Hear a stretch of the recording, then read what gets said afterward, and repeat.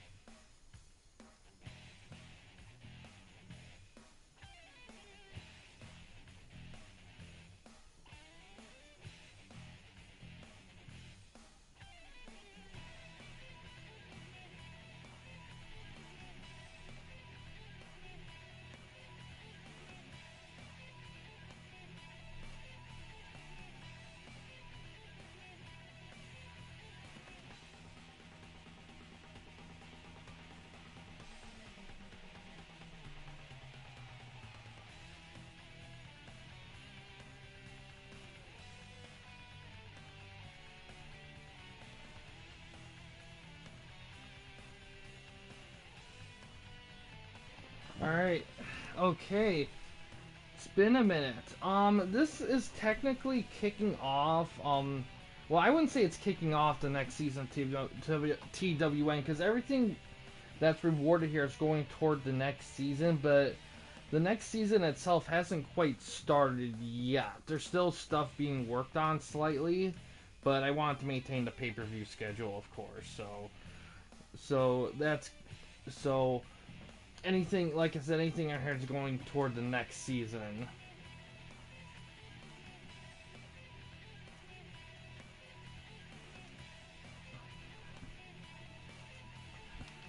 But we got some opening matches here. Let me do the sound test. Yeah. Oh, not much, Devil. How are you doing?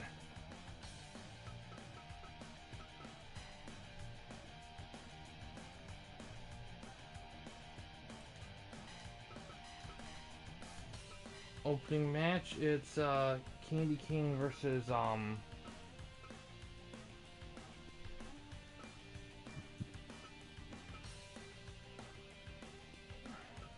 see.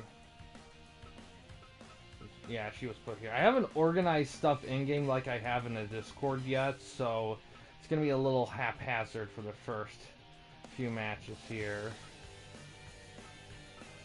And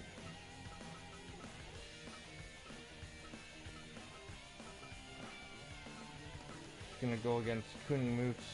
This is representing XAW stuff. Opening match here. Alright, see how it goes here.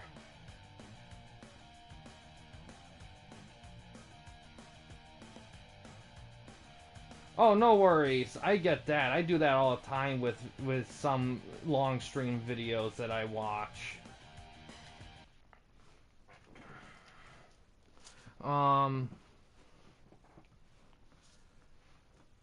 Let's see.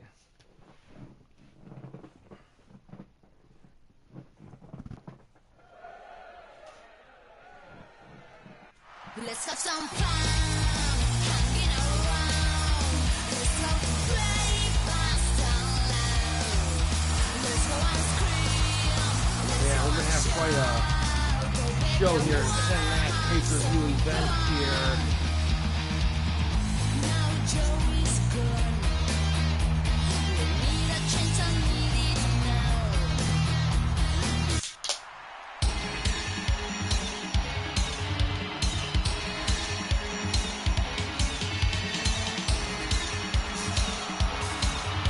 Some women's wrestling action to start things off.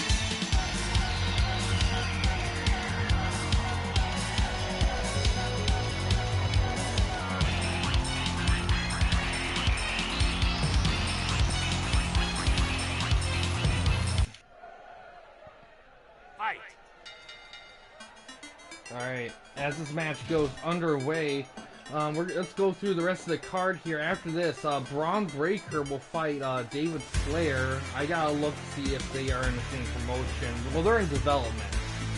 little development exhibition. I'll have to look to see what promotions they're in.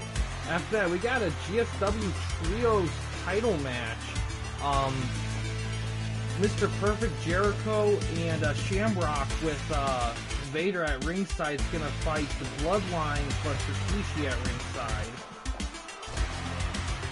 After that, XAW's Rio is going to defend the TWN Hardcore Championship against the Sandman, PCCW Sandman. After that, IGW's Dean Malenko is going to defend the TWN Junior Championship against Jay Lethal. After that, CM Punk is going to defend the TWN Broadcast title against PCCW's D'Lo Brown. After that, PCCW's Harlem Heat's gonna take on Beer Money for the TWN National Tag Titles. After that, Angel and Kula, no, not those guys, not yet. FTOA's Kurt Angle is gonna fight SCW's Mankind. The TWN National title will be on the line. And the semi-main event, Angel and Kula of XAW will take on PCCW's the Steiner Brothers for the TWN Tag Titles. In the main event, PCCW's HBK will be challenged by will fight Bret the Hitman Hart of FDOA. The TWN Championship will be on the line there.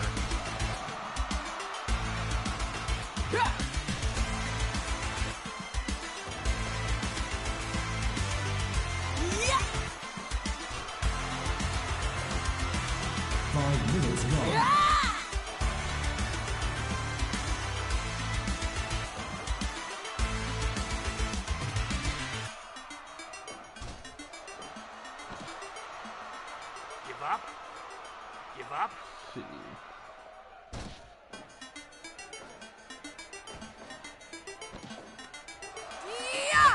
Ooh, big maneuver. Just looking up where everyone's at here. Okay. Yeah, it's Breaker and David, they're both like SCW and CW, it's the same promoter, so it's pretty much non-interpromotional, so.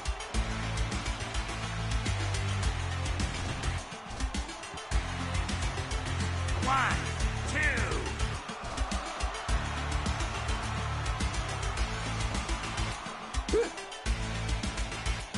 Backslide. 1, 2.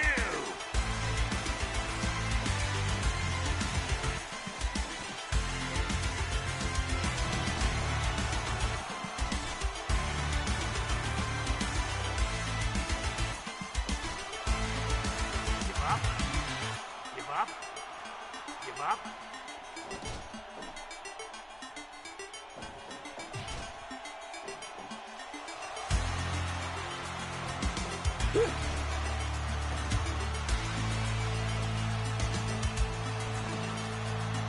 One, two.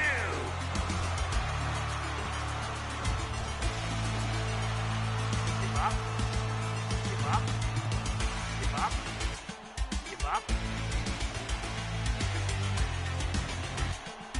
Oh, little strike there. 10 minutes. Oh, rolling Hellcat.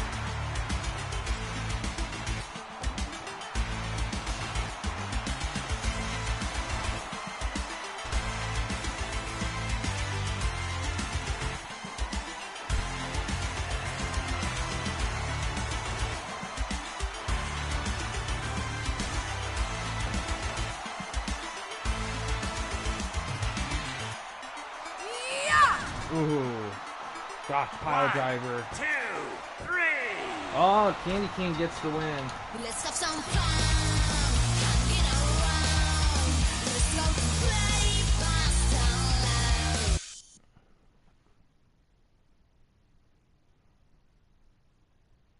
loud. 83. Not bad. Next one, Braun Breaker and David Flair. Let's see if Braun Breaker can squash David here.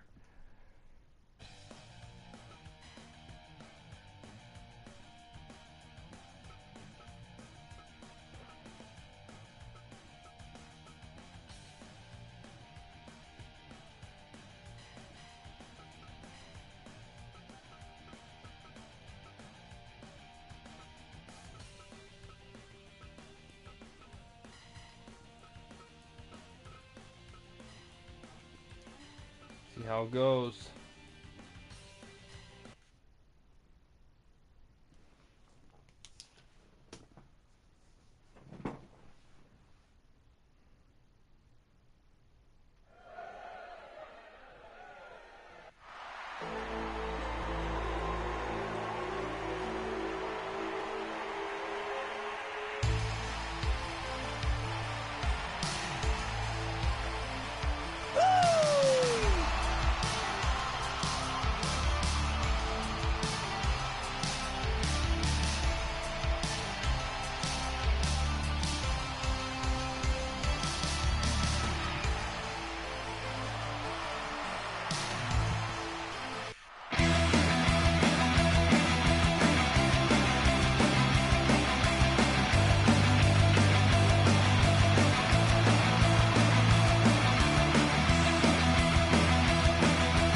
No, I remember watching this YouTube video. I forgot who it was from, and it was talking about like I think it was from Wrestling Planet with Regret. And it was talking about like David Flair, and he was talking about like one of the sons of the greatest wrestlers of all time, with the most generic ass Titantron theme.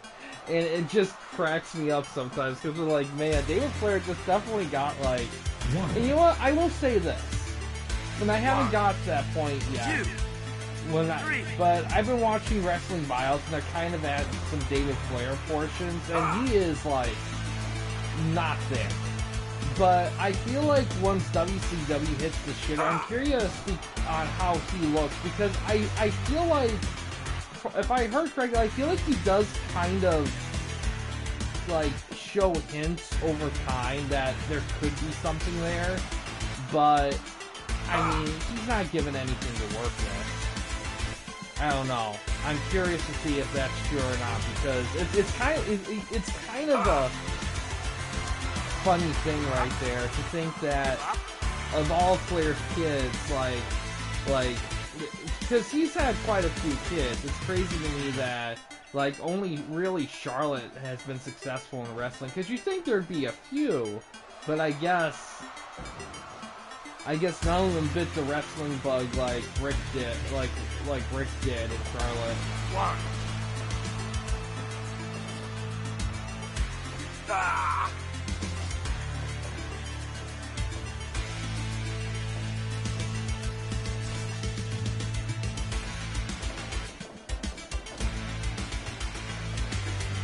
Ah. Ooh, Fire line throws in the corner.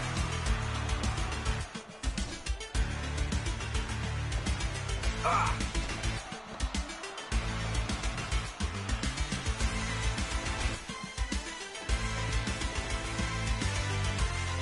Ah. Big suplex. 5 minutes gone. Ah. Oh, Gorilla Press Power Slam. 1,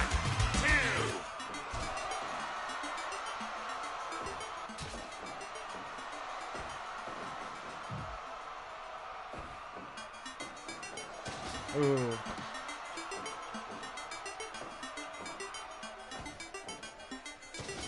Body slam. Ah. Oh, Gorilla Press Power Slam cover. 1, 2. Yeah, because here's the thing, there are some glimpses, like Scott Steiner's great, Lance Storm has a cool run, I mean, there is some elements there, it's just, and in their last few pay-per-views, because Wrestling with Red looked at those 3 pay-per-views and stuff surrounding it, they were kind of getting there a little bit, but man, they took too long. They took way too long. 9, 10, 11, 12, 13. The rivalry no one knew they wanted right here.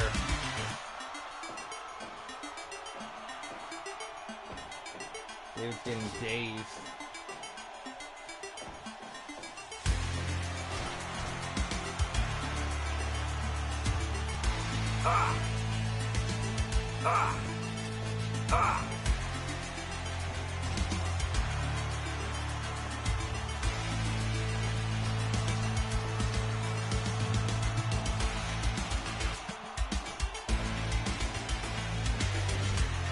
Oh, she's One. joking.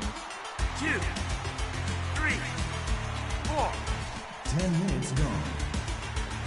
Ah! Ooh, Alabama slam.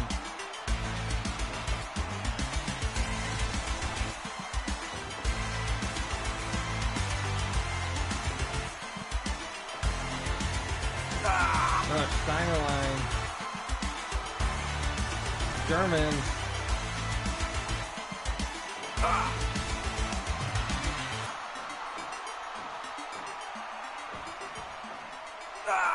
Jeez. David's barely getting any moves in. German. Oh my god.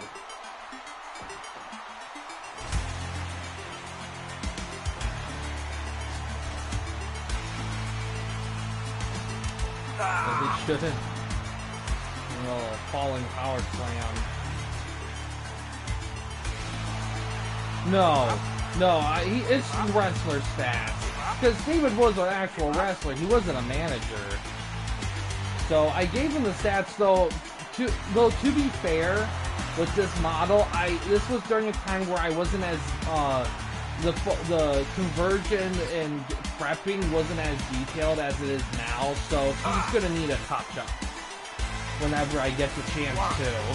Which I don't know when, because I got other guys that kind of are a little prioritized over him a little bit. Unless the promoter decides they really, really want to push David Flair. No, we got interference. Oh wow, somebody's busted open. Who's busted open? Is that Braun Strowman? Oh, he's helping David out. Oh no, he's helping Braun out.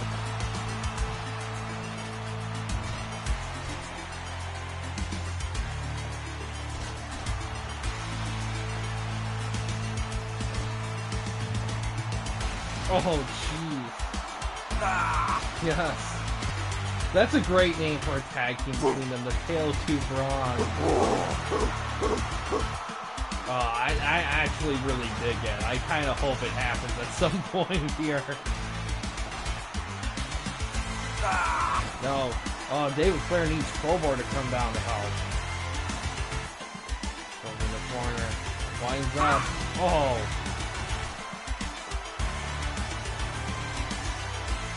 Figure 4. Oh, Braun tapped. Oh my god.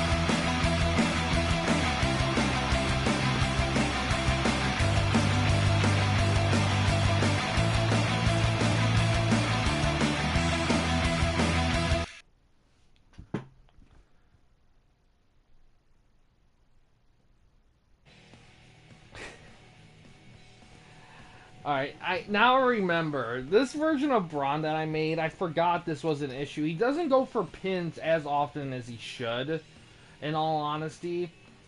So I probably should make some adjustments. But, you know, Dave got the win. Oof.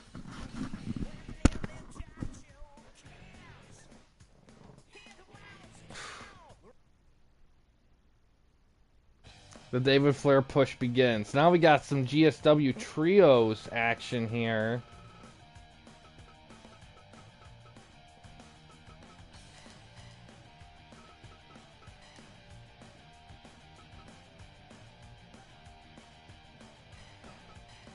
I forgot I can't add managers when they're champion. So, sorry LJC. Looks like I'm not going to be able to put Rikishi on the sideline here. It looks like we're gonna have I haven't adjusted rosters yet or any of that, so it still needs some touch-ups.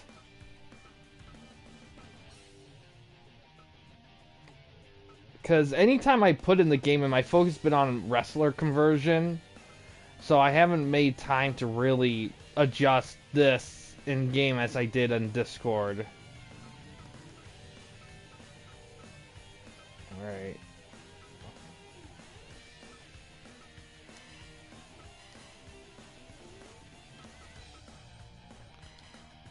And then I'll still put Vader on the sideline, but I can't get Rikishi in there, unfortunately.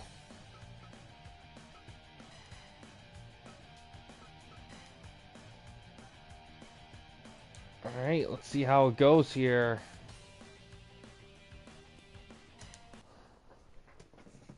Yeah, that's another odd limitation right there.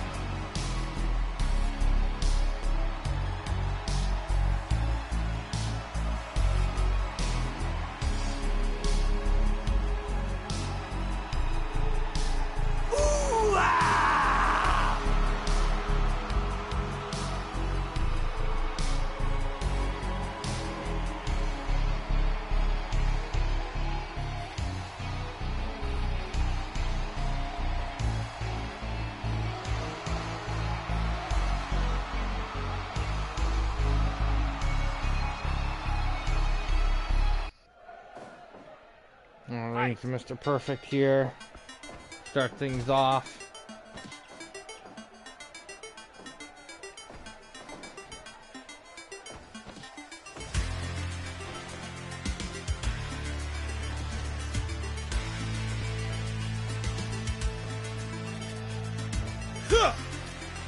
Body slam.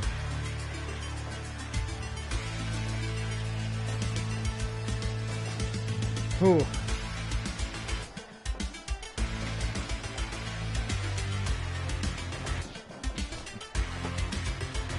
Wrestling sure has taken some turns since I last did some of the TWN action here with TNA and all that going on.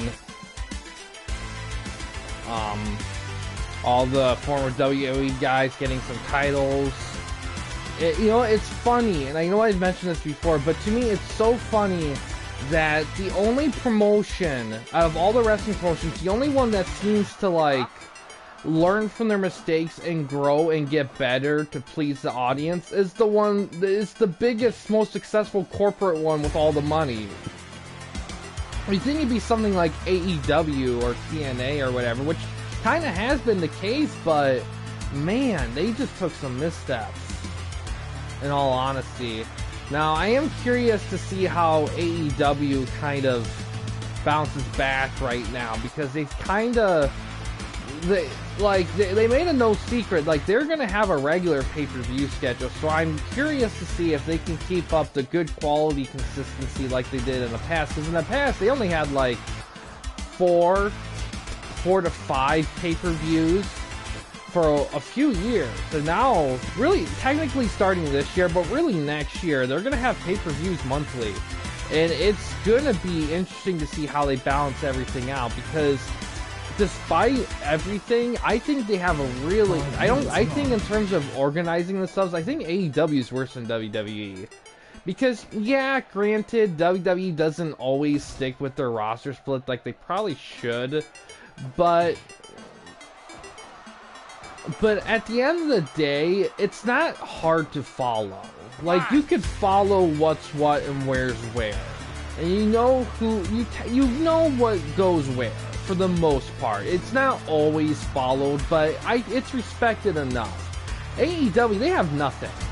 And they do all these records, they have all these shows, they have Ring of Honor, and they're gonna have all these pay-per-views, but there's no sense of, like, organizational ambition. There's no sense of, like, okay, these people are gonna go here, these people are gonna go there. There's none of that. And it bugs me, because everything else leads to that conclusion, but they don't go there. Tournament for belts. My God. Yeah, AEW needs to be careful with the belts, because they are flirting with it. I'm pretty patient if a promotion has quite a few belts, because I'm of a belief that there's only so many good storylines you can do in wrestling that doesn't revolve around a belt. And I think when it comes to titles, you don't want, like, hilarious ton. But I'm okay with titles getting used, because here's the thing, especially with WWE, if you're gonna book like pretty much 90% of your champions to have long ass title reigns, you should have some belts that are hot potato, because you need to give guys a chance to show what they can do with the belt to make a claim that they could do something long term with the bigger belt. If you have all the belts locked in long term, what the fuck are your guys gonna do? I mean, there's only so much they can do without a belt. So, like, are you gonna have long rivalries for what? For pride? For bragging rights? No, there should be something at the end of the road. There should be a reward or something, and in all honesty, it's hard to make a quality reward in wrestling that isn't like a belt. Close. I mean, it's probably what it probably depends on the stories they're following. I mean, the Ring of Honor stuff's kind of dicey. I don't know how it's kind of dicey. And here's the other thing you have to keep in mind too. AEW works with other promotions, so every once in a while you may see a New Japan title or something like that dependent. So they kind of get an asterisk there when it comes to title stuff. But I don't know. Like, I'm not saying every belt should have a new champion all the time, but I think you need to have belts that are designed to change hands often to give guys a chance to experiment with it and develop something with it.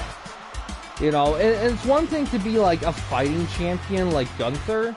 It's another thing to give guys like, okay, you're gonna have like a week and a half with the belt. Wow us. Show us what you can do with it. You know, it's like an audition process to become another champion, but on like the low end, like the low end.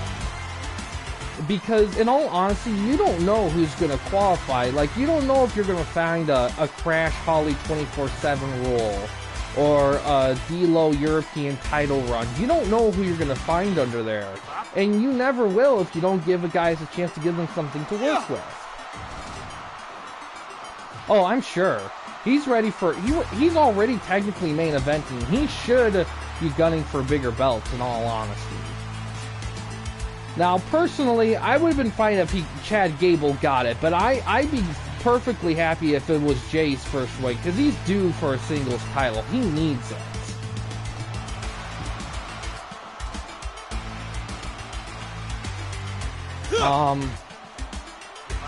To be honest, I think lots of belts are dropping at WrestleMania. I would argue that almost all of them will. Because I think all these belts are lined up in a way where it makes sense for them to change hands. You know, it makes sense for EO to drop it to Bayley. It makes sense for Gunther to drop it to Jay. It makes sense for... I don't know what the fuck they're doing with the tag titles. I don't know what's going to go on there. So that might be the lone thing. I think LA Knight's going to win the US belt. I think he's due for a title win. What else? I don't know if... I think Drew's gonna win the world title against Seth. I think he's due for a title win. And, of course, I think Cody's gonna beat Roman. I think it's gonna happen. I think it's time. The only person I can see retaining their belt possibly is Rhea. That's the only other person I can see. Although, the story for Beck... But we'll have to see. Yeah, that could happen. I will say this though. I think it'd be cool if Damian Priest cashed in Money in the Bank on Drew McIntyre. when he wins it and he screws Drew over, and that starts a whole other thing there. I think continue the story of Drew feeling like he keeps getting screwed over. It's kind of giving me vibes of when Brett felt like he was getting screwed constantly. Oh, ankle lock! Oh, Roman Reigns just got critical!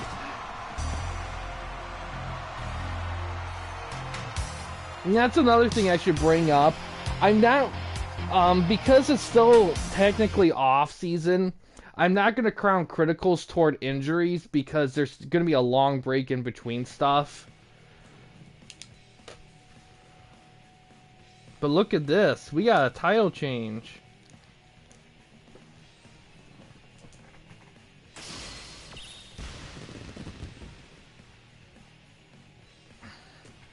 It's the perfect circle. I don't know what they're doing with the tag titles. I know they've been hinting at, like, revamping them for a long time, and they haven't quite done it. And I think a lot of it has to do with the fact that they were trying to build up some tag teams so they can justify having 2 tag titles again. Because I think before they really didn't. I do think that I don't know how they're gonna do it, but I think what they're gonna do is I think they're gonna go introduce a WWE tag title and a World Tag title. I think they're gonna introduce those soon. I would think at WrestleMania. I don't know how they're gonna do it. I don't know what they're gonna be going for. They could. I'm not sure.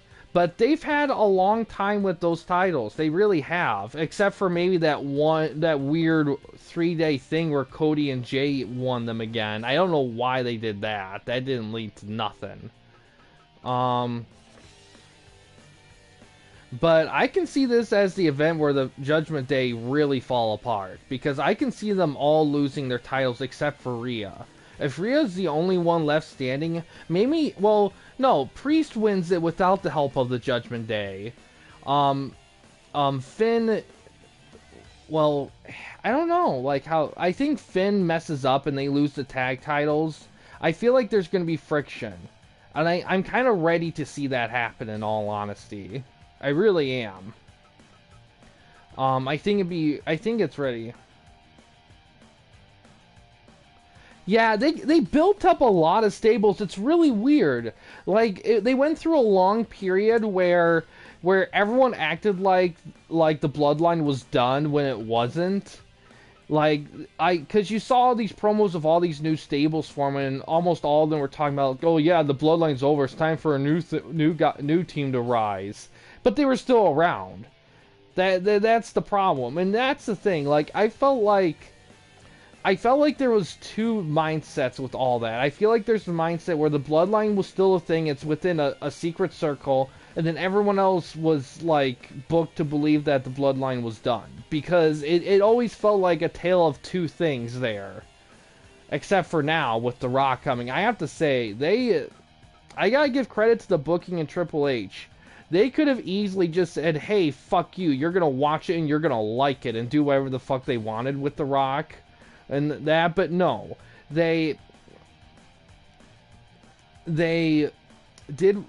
listened to the fans and they decided, you know what, you're right, it is time to pull the trigger, and they did, and I think they made the right call. And to be honest, I think in terms of wrestling, I think this is the most interesting The Rock has been since, to be honest, probably his Hollywood heel run in the early 2000s. Because I think when he returned with the Cena rivalry, I'm sorry, but I don't think that was PG. That was the height of the PG-isms. That's what created the hate. I think that was prime Cena hate, in all honesty, especially with Punk criticizing it for a bit. But this is the best he's been in a long time. And I'm so happy to see him like this because there's so much mystery. Like, the goal isn't obvious. What's going to happen? Is he going to betray Roman? Isn't he? Like, what is the end game with this? And it's so fascinating to see because we don't know. We never seen this before.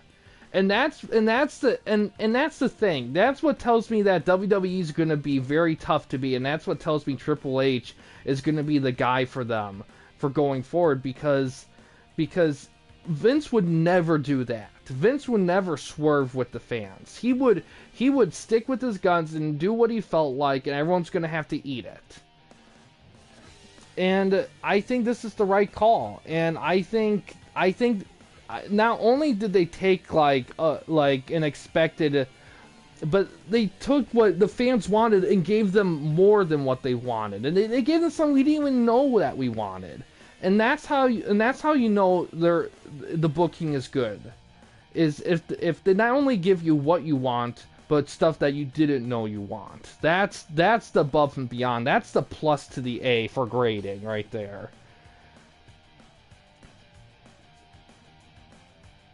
Alright. And Sandman here.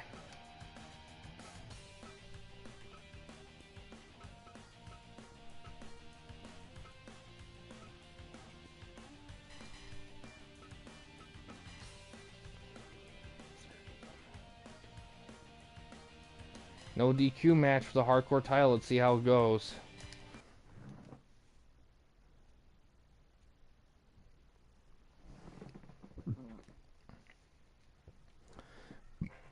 To be honest, they really need a title run, because they're due for one. They've been around way too long to not have one. And this is what I mean when the Bloodline had hoarded all those titles, because you had so many guys fight over nothing. You know, especially the tag teams. The tag team division suffered because of that, for sure. At least the singles, at least you had the IC in the US. I mean, the tags had fuck all to fight for, so there was no point to that shit at all.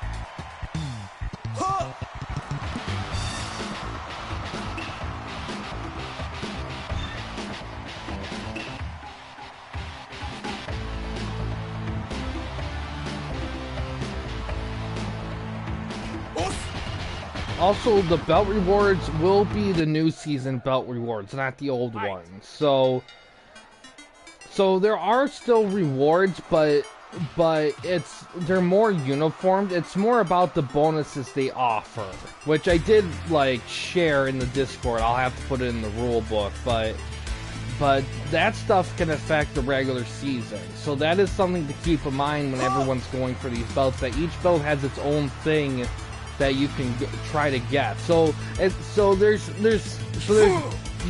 more reasoning in getting a belt beyond just, you know, a blanket reward. There is other bonuses to keep in mind with them.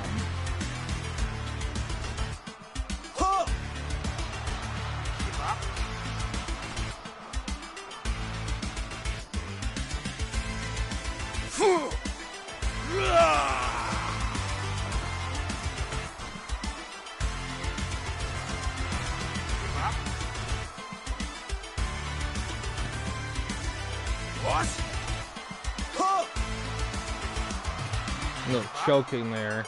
Give up. Give up.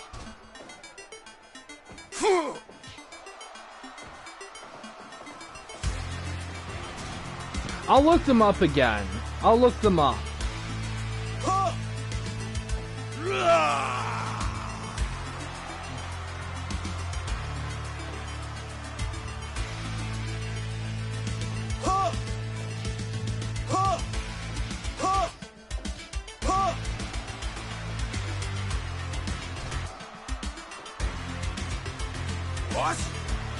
Alright, so here's what they're gonna be. I'm gonna go through these here. There's a vocal thing with it. For the TWN title and for the TWN tag titles, there'll be one reward spin, which the reward stuff has been, like, updated. Oh, Rio gets the win in 5 minutes. Jeez. That's those murder knees.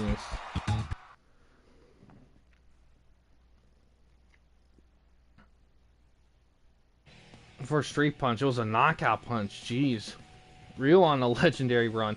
But you get the reward spin plus 10 popularity points. This would be for winning the title in per defense. So you'll get a spin in the popularity points for winning a title in per defense.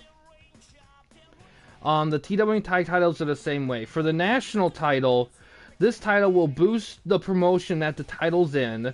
4 popularity points per promotion be in show evaluation for the week in your division, if the title is held by the time the division finishes the events for the week. Pretty much what that means is, like, for every promotion you beat in the standings for that week, or the show evaluation in the week, you'll get 4 bonus popularity points to put towards the seasonal standings. So if you're in your division, you have if you beat 3 promotions in the show evaluation for that week, you'll get 12 popularity points and that'll go to the standings. And you'll also get 6 popularity points per defense of the belt. The national tag titles are the exact same as the national title. 60 Rio.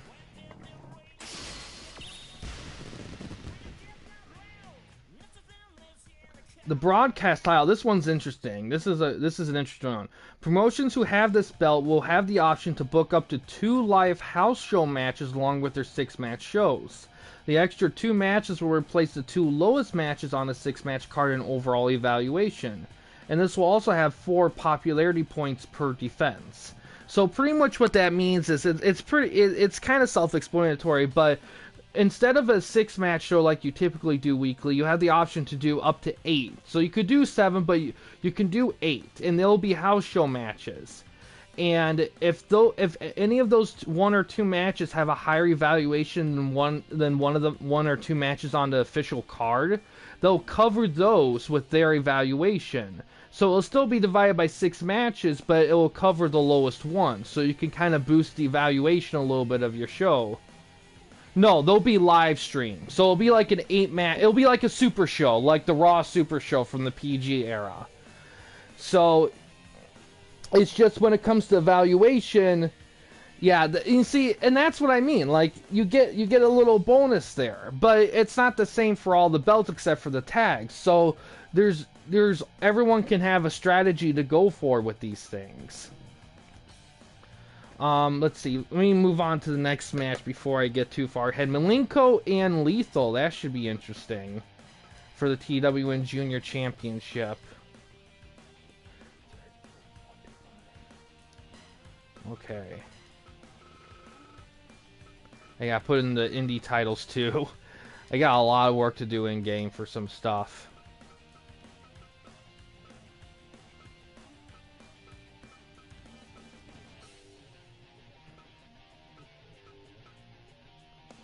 Oh wait, Jay's not a junior. My bad. I made a mistake there. Okay, so who's next up then? Shoot.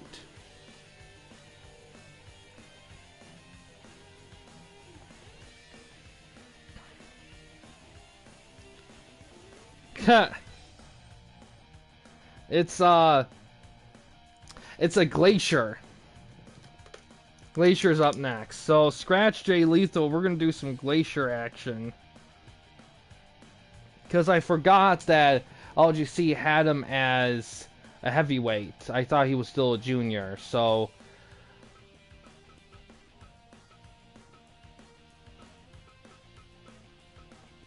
yeah, Glacier should technically be a heavyweight, but Eli wanted him as a junior, so. Alright. Sorry, guys. No Jay Lethal tonight. See how this goes unless DPS intervenes right now. Or something. But let's see how this one goes here. But anyway, back to the belt rewards.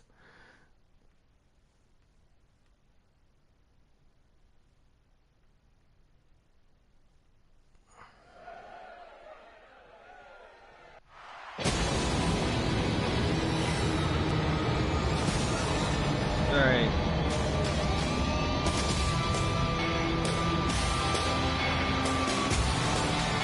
For the TWN Junior Championship, it will give a bonus 4 popularity points per developmental wrestler / tag team that is showcased on the show. Doubled if they're indie champion, if they're developmental champion. So pretty much, if you have a junior champion, if you choose to like have like you'll have the you'll be able to, if you showcase like a developmental wrestler on a tag team on your upper level show, you'll get automatically 4 popularity points no matter what they do, and it'll be doubled if they're champions. And then as well, the belt will also give you 4 popularity points per defense. For the women's title, promotions that have this, yes, Dean Malenko, 1,000 holds there.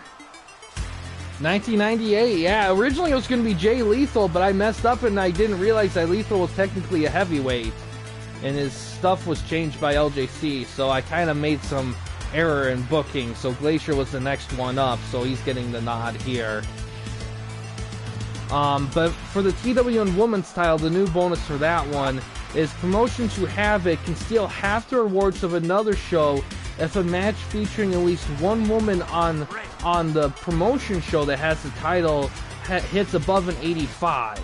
So if you're booking a show with women and you have a woman, it doesn't technically have to be a full woman's match, but if it features a woman in a match, and the match itself hits an 85 or above, you can steal half the rewards of another show. And plus you get 4 popularity points per defense. And as for the hardcore title, pretty much what that means is you can have unlimited hardcore matches for that show. 1, 2. And not only that, you can choose which promotion show has high criticals for the week.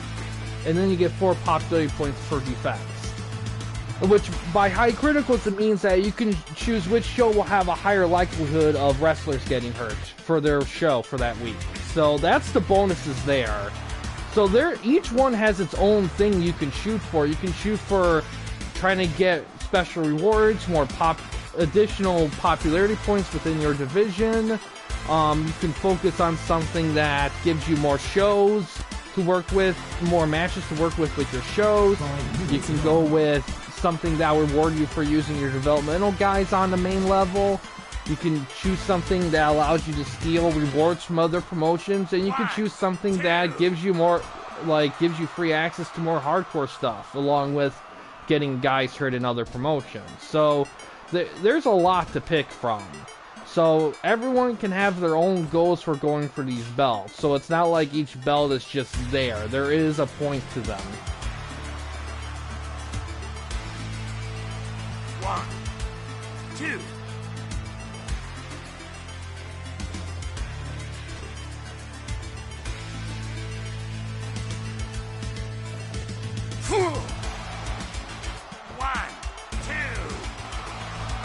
Ooh, 2.9 there.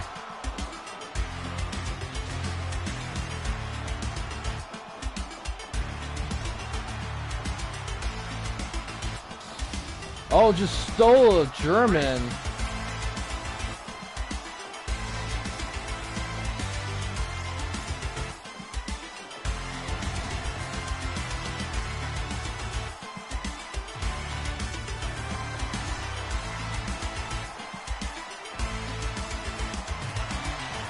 Brainbuster. 9 times, that's amazing.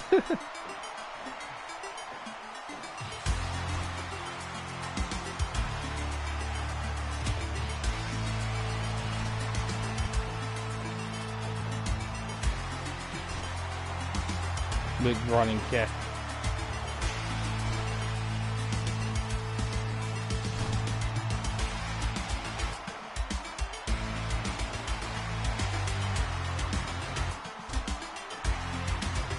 Jerry Flynn, yeah. 10 minutes I think gone. almost everyone made it out better than Jerry Flynn. 1, 2. Oh, Malenko almost snuck it there.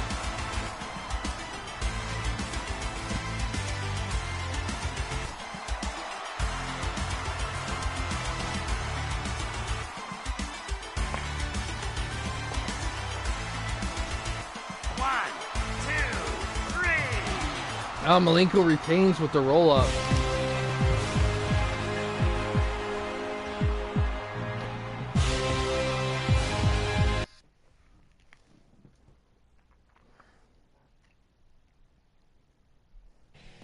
$91, nice. Highest match so far tonight.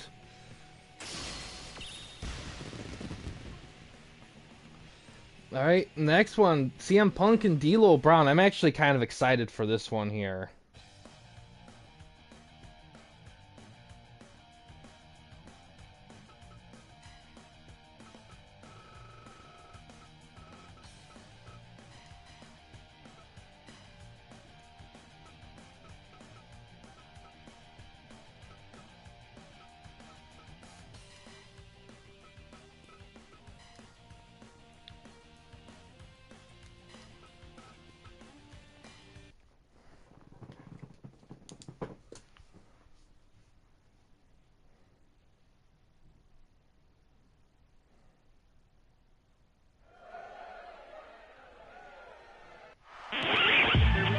You're looking at the real deal now.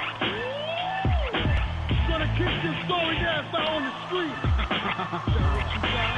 You think if you on the street, you'll pass this bag and your ass is dead meat. Victory sweet. Bring it on. Here's a receipt. Bring it on. What you gonna do about it? Bring it on. Is that what you got? Bring it on. So what you gonna do about it? Bring it on. Gonna kick this sorry ass, so what you gonna do?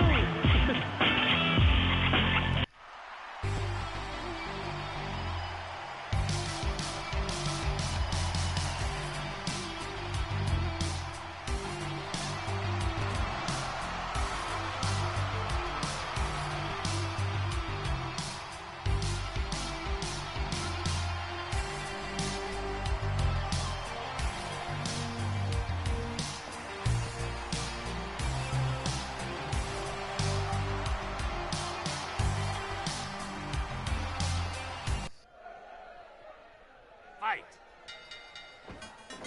Oh, D'Lo already thrown to the corner there.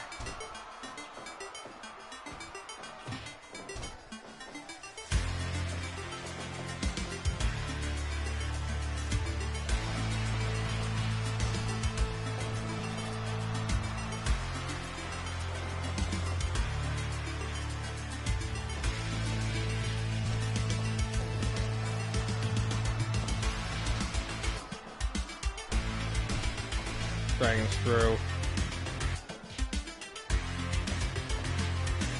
Also, since it's kind of becoming a tradition, the pay-per-view high scores are gonna go through a reset. I'm kind of decided to kind of do it every 3 seasons because I feel like that it gets to a point where it definitely becomes kind of a crowded thing. And I feel like there should be room for like new ones to kind of get to that level, and it can get kind of hard after a bit. So, but the old one will be put into like the retired section of the Discord, so they can still be looked at. But yeah, I will do that. Will be something that will be happening for season 7 as well.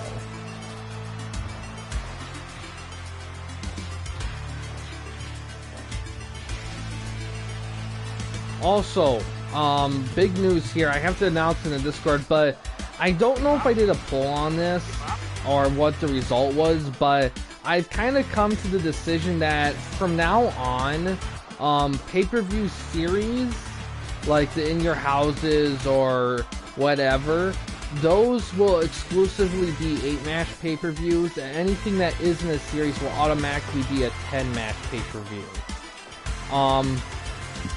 And I'm doing it like that because I feel like at the end of the day there should be a distinction between them other than just categorization. Because in all honesty, any promotion that's gonna be doing a pay-per-view event that isn't a part of series, it's kind of automatically kind of a big deal in itself. So it really should be used as such.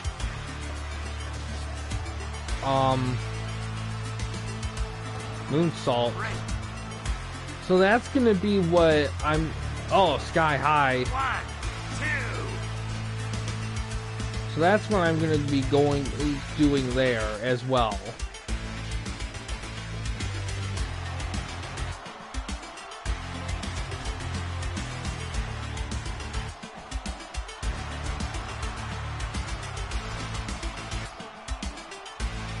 Well,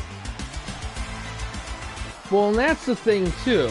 Like, ooh, Shining Wizard.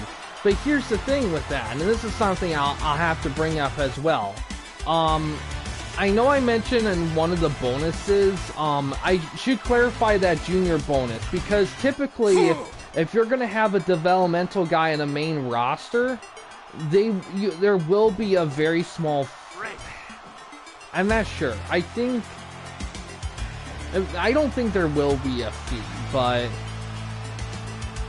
well, actually, yeah, there probably should be. But yeah, TWN, it'll probably be the same as a free agent appearance, but a TWN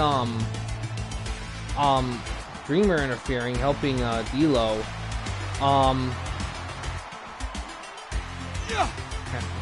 Well, and here's the other thing too to keep in mind, is that just like before, pay-per-views, you can use developmental guys for free on pay-per-views. So you can use those guys to fill it out if you wish. You could also talk to other promotions as well to have some guys spotlight. So there is a way around it.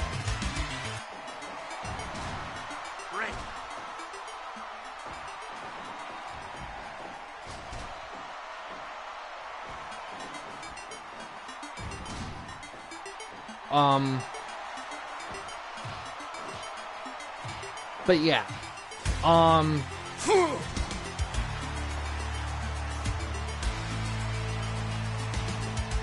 another Shining Wizard. But yeah, that's gonna be a thing. So I should so a slight adjustment to the junior rewards. Not only will you get rewards for development guys appearing on your show, they won't come at us a cost as well. Oh, Suicide Dive. So that's something I'll have to adjust. 6, 7, 8, 9, 10, 11, Another Sky High. 13, 14. 1, 2. Oh, he just stole running powerbomb from D'Lo. Charging up. Lariat to the corner.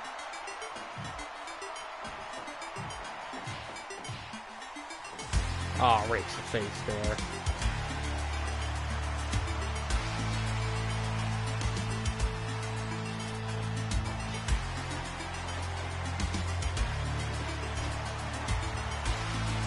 But here's the cool thing about your promotion, Gray Man, is that even though you're very tag team focused, a lot of those tag teams, you can have those guys function as singles guys. So if you kind of want to stretch the card out a little bit, you could have a couple tag teams compete solo. Like you could have Edge be in a singles match and Christian be in a singles match or something like that. So you can definitely stretch it out a little bit if you want to.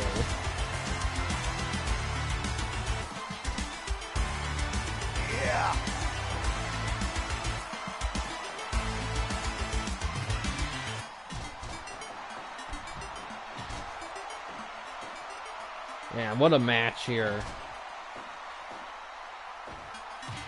Another Shining Wizard. Where's that? Going for a cover. Where's that GTS? Counter.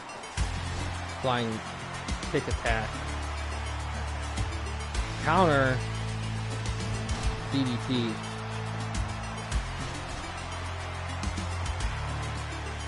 Oh, there it is. 1, 2. Ooh. Yeah, I was wondering about that. I didn't want to, like... I don't know. Yeah. Oh, Senton. Yeah, right now he's representing you right now. So if Elo wins this, you may have to rethink the deal, because I don't know if you want to trade a broadcast champion. Okay, I'll do that. Neckbreaker.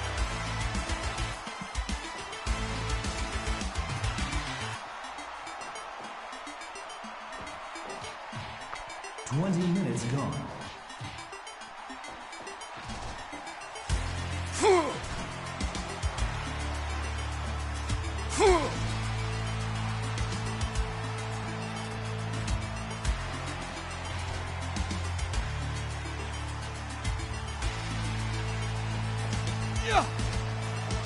Oh, snap suplex there.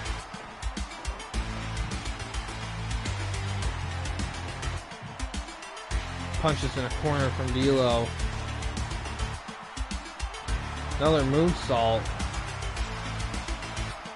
Really pushing more lowdowns in there. Oh!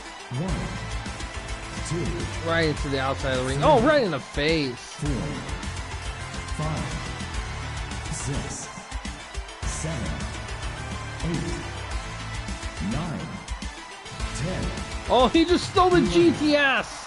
12, 13, 14. With a new shit toss, yeah. Oh man. DDT.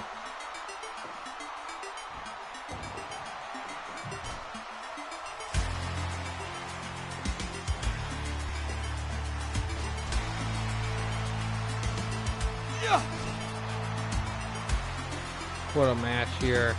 D'Lo needs to... Oh, knee attack.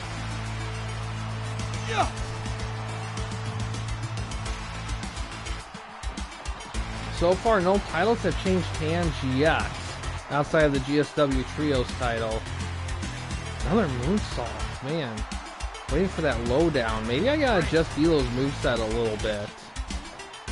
Because he did do the moonsault, but there's the lowdown. Oh, and he gets out.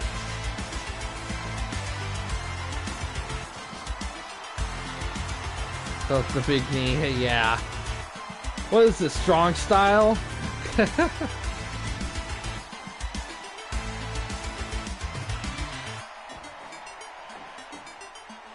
Pile driver.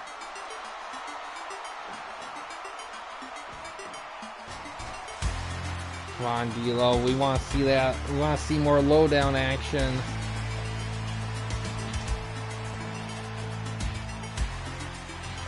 Ah, Shining Wizard.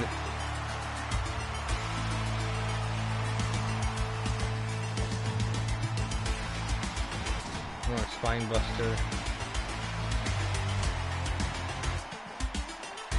Double down, yeah. Back grapple counter.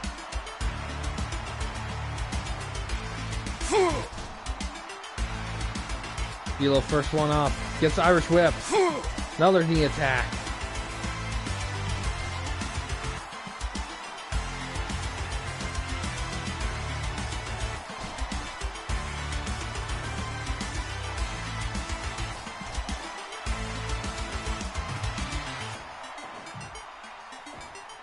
Oh, tossed out. 1, 2. Oh, man. 4. You might see another. This would be a great interpromotional rivalry right here. 7, 8, 9, 10, 1. Yes, exactly. 13. Oh, man. D'Lo's got to think of something here. He has less than a minute. Oh, and another trade-off here. 30 more seconds. Oh, come on, D'Lo. 10 more seconds. Sky high, count. 1, 2, 3. Oh, look at that! You're looking at the real deal now. Gonna kick this sorry ass out on the street.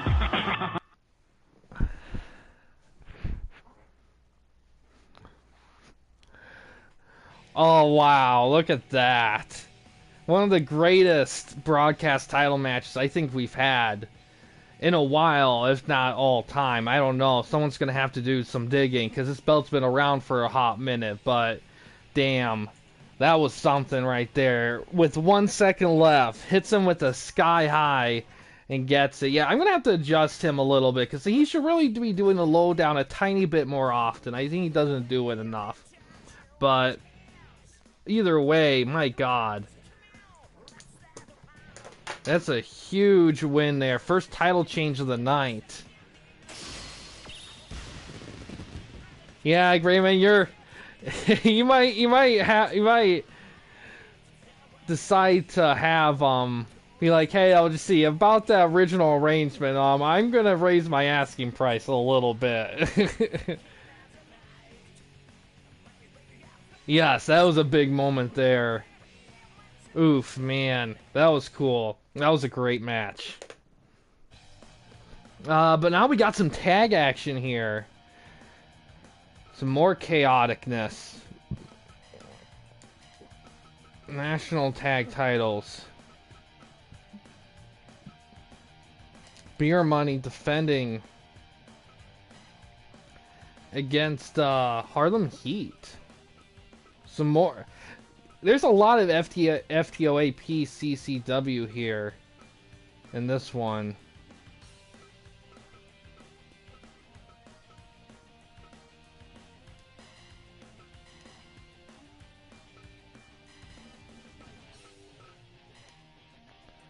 Alright, let's see how it goes. This should be interesting.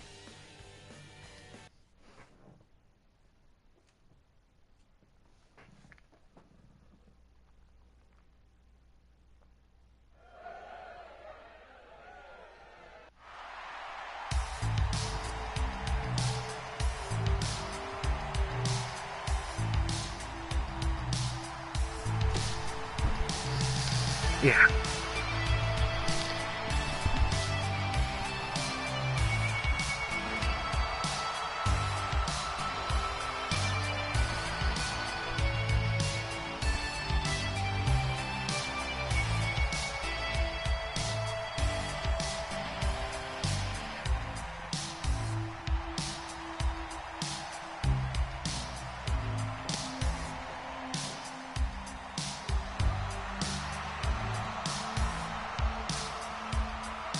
Watch your money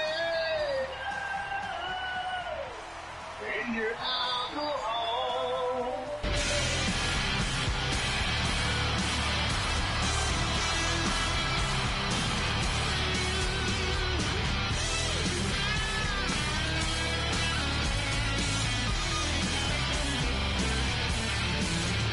Watch your money.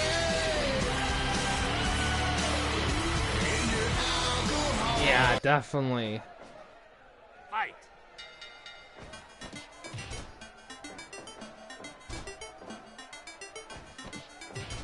Yeah, despite us doing this, it's still gonna probably be a bit before we kickstart the season because I'm very close. I just finished Kenyon for my promotion. Kenyon, he was tough. And he's one of those guys that you could argue to fall under the Foley rule only because the amount of moves he's done in his career, like you could almost like kind of put those in different eras of him. So that's kind of a new category of the Foley rule where if a wrestler has done so many moves in his career, like, especially if they're tied to certain eras of his character, like if he did certain moves as Mortis, certain moves as the Better Than You Kenyon, you could almost argue that they could be separate characters because of the moves used, along with stuff. I don't really remember if Mortis was ever treated as separate as Kenyon, but I could see at some point if someone wanted Mortis as an individual compared to Kenyon, I could probably make that work. However, I don't think I could say the same thing for Wrath. I don't know about that one. That one might have to be, I don't know if that one would work, but it is possible with him after a lot of trying to squeeze in the moves in there. But yeah, I'm almost done with that HWH. I just got a few left. I got next guy up for me is Steve Carino, and then I got my 4 ladies to do. And then after that, TBF, which is Hank's promotion.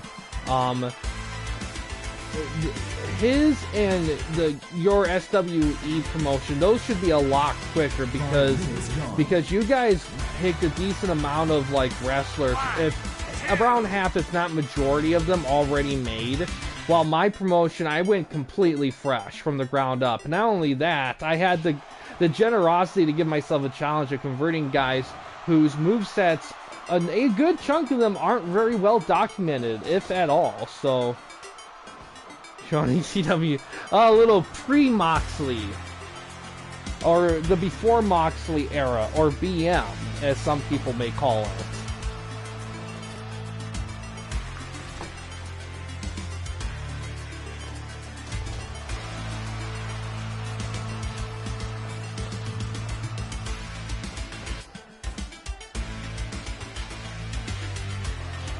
I also think Stevie Ray is also the current PCCW champion. To be honest, from what I heard... Man, that sucks. But, I mean, makes it handy, I guess. Although, you could argue maybe a little dangerous. But, in terms of, like, bacteria and health... Yeah, oh, okay, yeah, that makes sense, yeah. You know what, I have to say, I haven't really watched it, I'm just going by word of mouth, but it seems like him and his feud with Dusty Rhodes, like Dad Dusty, was probably one of the last legitimate, like, feuds Dusty had before he just pretty much ran into just pure legend status there on in. Which is kind of crazy to think about, to be, like, because can you imagine... Like, you're a young upstart guy, and one of the early guys you're shooting against was one of the biggest baby faces in wrestling history, and both of you do, like, a solid job at it. That's, like, a huge boost to, like, his career. Like, it's almost on the same equivalent of Randy Savage dropping that first match to DDP in their best of 3 rivalry they had at pay-per-views.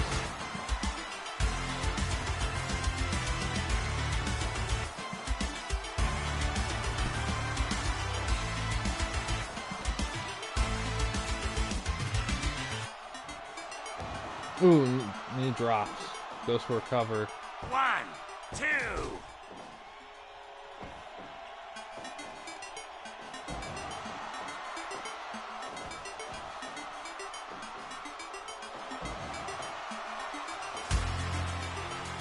Booker gets tagged in.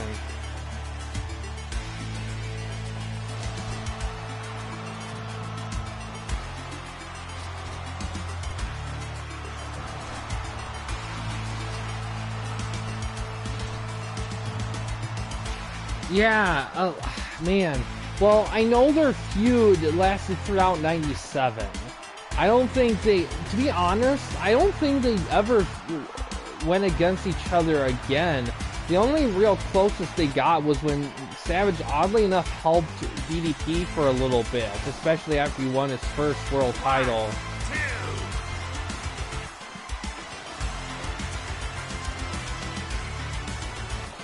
Yeah, like DDP and Savage, they were the feud of the year in 97. They won rewards for it. It's actually one of my personal favorite feuds ever. But here's the thing that a lot of people forget, though, about that feud, is Savage technically won that rivalry, because even though DDP won the first match, the other 2 pay-per-view matches they had, Savage won.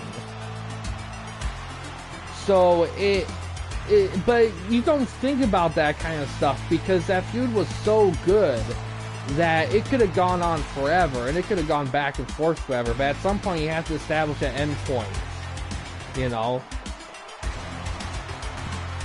It's kind of like the Bret Hart-Austin feud. Technically, Bret Hart won it, although, to be honest, unlike the DDP Savage feud, the Bret Hart, ooh, nice maneuver there, the Bret Hart-Steve Austin feud could have gone on a hell of a lot longer if Bret didn't leave.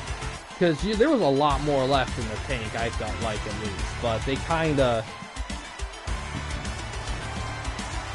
because Brett won the first 2 matches, the big matches, the legendary matches. Austin won the 3rd one, and the 3rd one was in an in-your-house event. So, to be honest, I didn't think they planned on ending it that soon, but I think there was just other things going on. Oh yeah, and it would have been great. You see, Bret Austin's my personal favorite rivalry ever.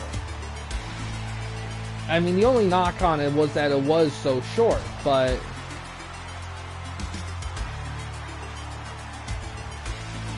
yeah, that would have been something right there. That would have been great.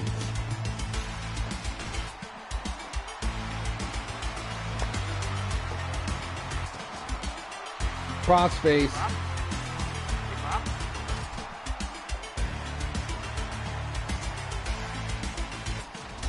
But yeah, in terms of the rewards and stuff, when it comes to credits, it's all pretty much going to be in merchandise stuff. You're not really going to get credits with belt rewards unless you get like a reward spin.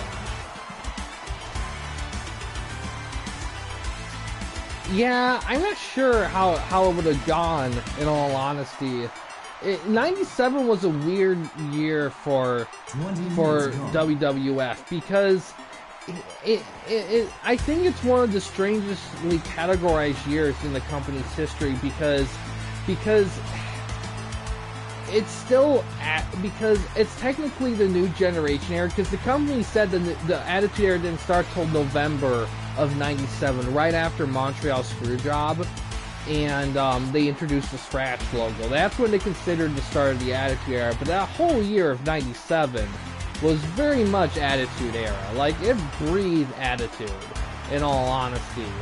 So personally, it always felt like to me the Attitude Era really started at WrestleMania 13 when they did the double turn with Austin and Hart. That's to me when the Attitude Era kind of started, because you had the Hart Foundation forming, Austin becoming really coming into his own as a babyface, not a tweener.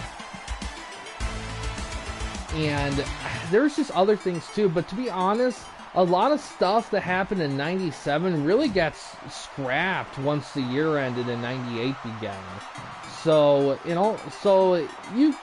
overall, 97 is a year that you could definitely say was technically new generation, but it was probably one of the most important and significant transitional years in the company's history. You know, because that was the key point where new gen became Attitude. 97 was Gang Wars. That's when you had the frickin' Nation of Domination, the Spanish group, I can't pronounce the name, the DOA, Los Boricuas, yes, DOA, and DX was kind of a late one in there too. Really, in all, Hart Foundation as well. You can't forget about them. But really, Los Boricuas, DOA, and the Nation, they pretty much feuded between the three of each other for the most part. Hart Foundation and DX kind of got involved a little bit, especially more towards the end. Especially with the Nation. The Los Boricuas and DOA, they pretty much kind of feuded with each other, and eventually were pretty much cut off at some point.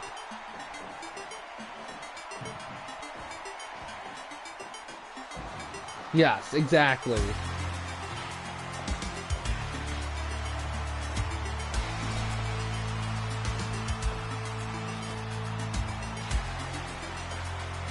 Super kick. Tag.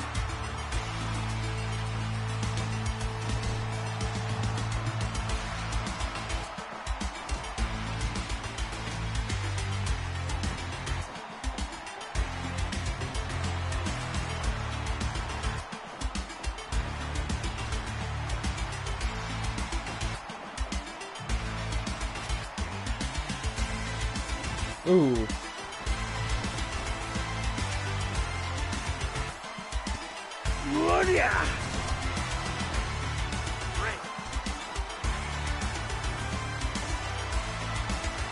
Back suplex. Lining up some sweet chin music. Only 2.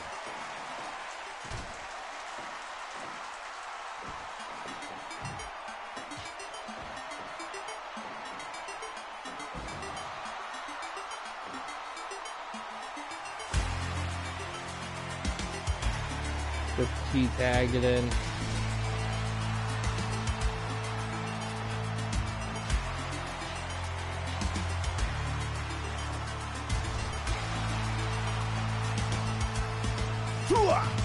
Code breaker. Cover. Too close to TV Ray there.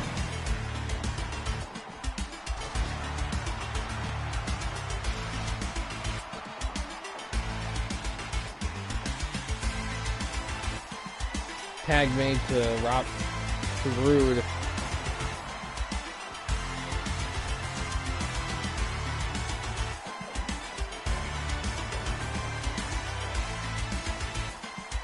Oh, bookend.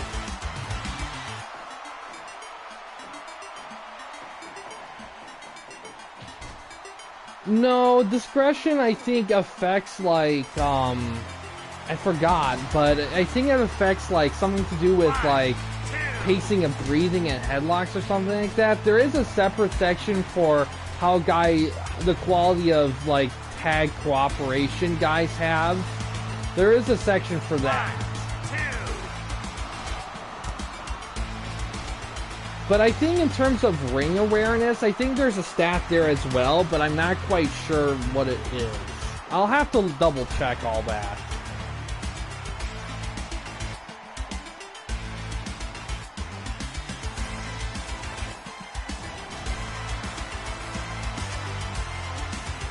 Tag made.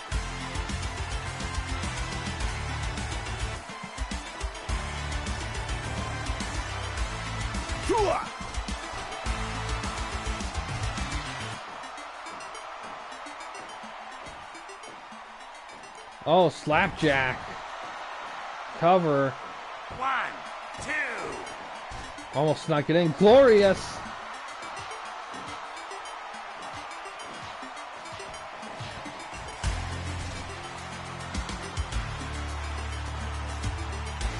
And a little. Oh, going up top.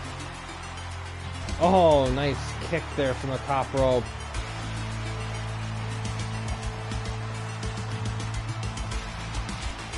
Yeah, exactly. Bicycle kick. Tag made to Booker.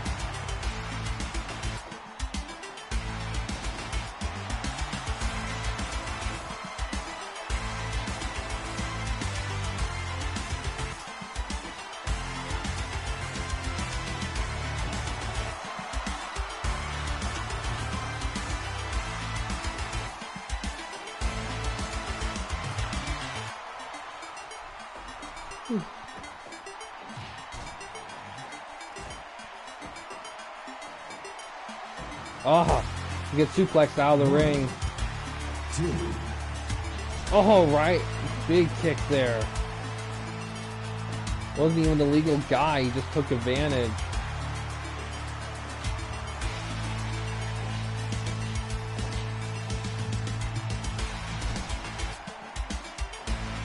Flying glacier kick. Ooh, a little. There might be some damage there. Go for a cover. That spine buster isn't enough. No, it's only a 2. Super kick. Super kick. Perfect block. Only 2.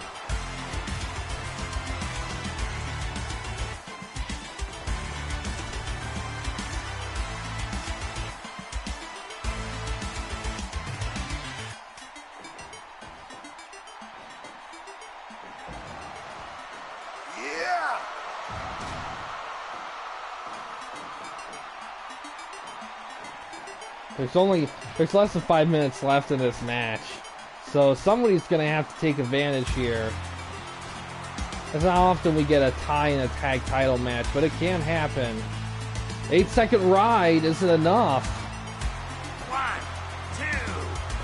2, 3. It is. The champs retain.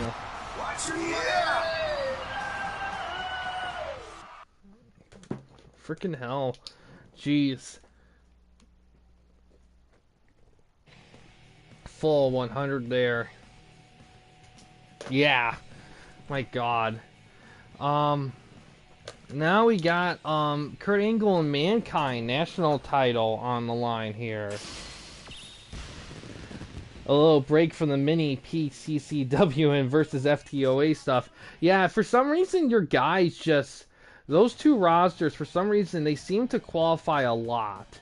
But my thing, because what I did last season, in hindsight it was probably a mistake, was that to be in the contention list for default contenders, when there's nothing else planned, you gotta win a match over 90 for singles or tags or whatever, and if you get 100, you get immediately bumped up the list. Well, that turned out to be a mistake, because what happened is guys that would get 100 get bumped up, and guys that were there get bumped down, and there's a lot of guys that ended up not getting those title shots anyway because of everything. So this season, the new rule is there's no bump ups, period. If the new rule is, win a match over 90, you get put in the contender list, but if you get 100, you'll be put in, and you'll get get a popularity point bonus.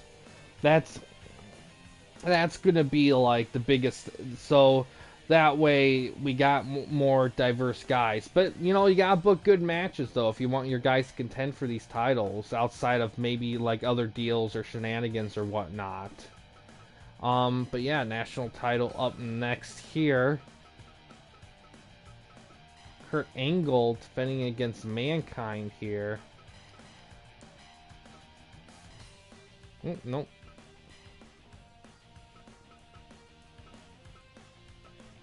Mankind's kind of been a big hero for SCW. They kind of had a rough season. Guys being hurt.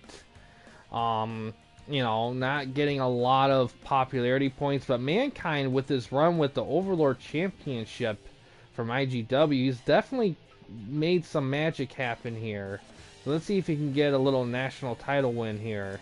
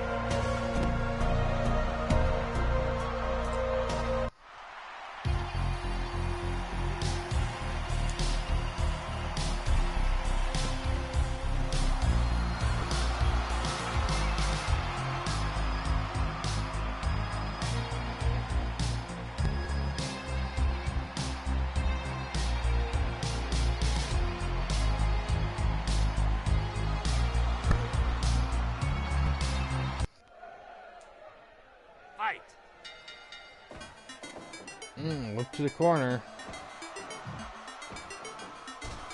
Fireman's carry.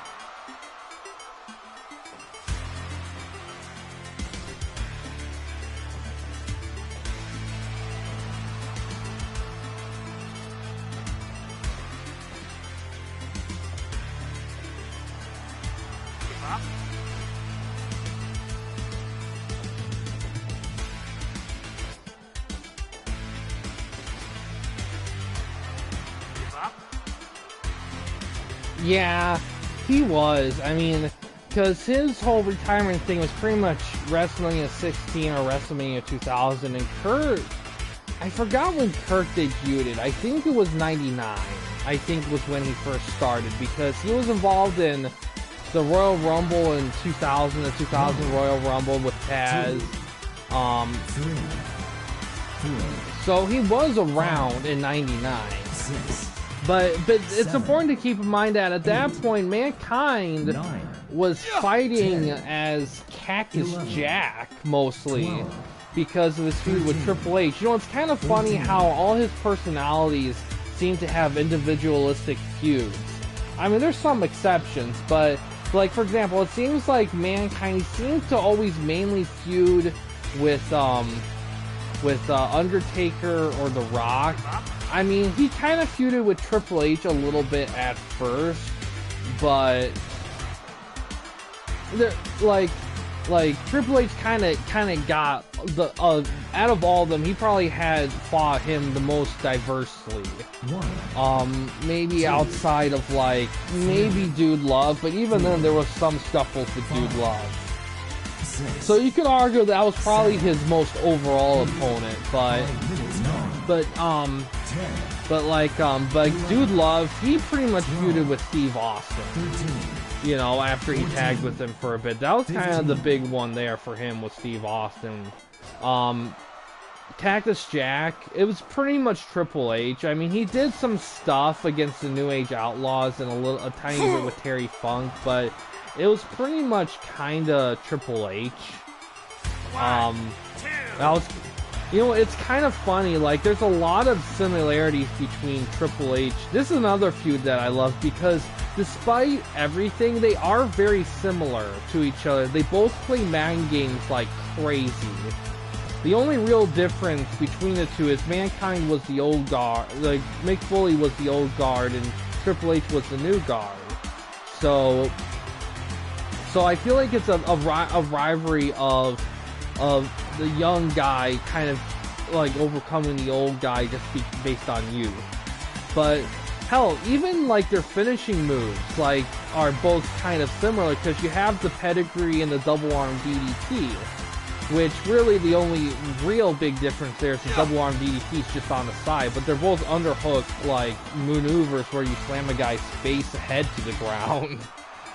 So there are a lot of cool little similarities between the parallels between the two. Yeah, exactly, because out of all his personalities, Cactus Jack was the one that was probably the most no-nonsense. Like if you're gonna put it like on a spear, like they're both. Ooh. Oh, gee, I gotta change that move. I keep forgetting to do so. Because there's an illegal one that should be the move, but that one. But we got a new champion. Man, Mankind got but Aaron Engel got busted open. Jeez.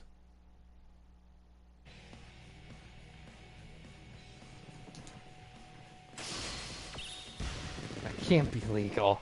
Well, there's 2 ones. But yeah, it looks like SCW's getting a little magic on the board here. I gotta adjust that. I can't keep forgetting this. But it's a blessing in disguise, because to be honest, we kind of needed some quick matches, because we had some long ones. So we might have some more here. Alright, Angel and Kula up next. They're going to be challenging Steiner Brothers for those TWN tag titles. Man. Let's see how they hold up against the Steiner Brothers. That's going to be something.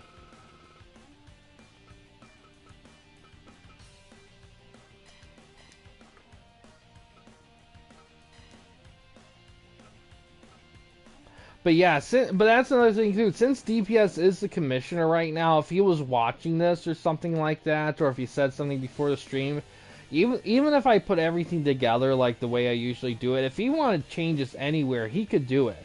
Like if he was like, you know what, I want all my guys going for these titles, put those there, and it would be done. So he could be as, you know, greedy, bloodthirsty as he wants to with these, if he wants to put in all the extra stuff there. Angel and Kula.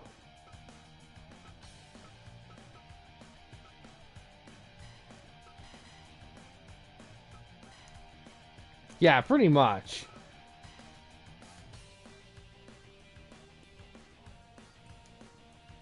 Alright, let's see how this goes here.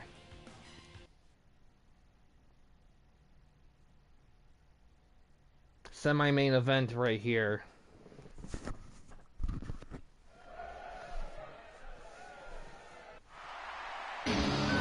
But yeah, like those three faces, they all kind of have their own things going on with different guys for the most part. There were some overlap and some exceptions, but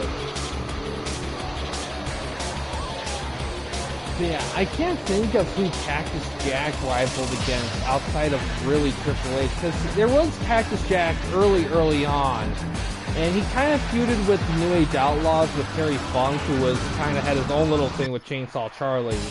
And then he eventually fought Terry Funk for a little bit too. Dude Love, I mean,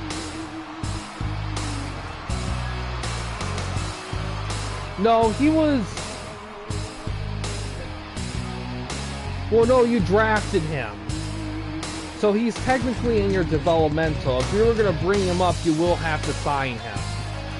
But he is, because here's the thing about with developmental right now. Think of developmental as kind of what the TWN free agency used to be. The only difference is it's divided into thirds, and in the 4 promotions in each third, they just have guys they have first dibs on. That's kind of the big thing. That's really what it kind of boils down to. That's kind of in a nutshell.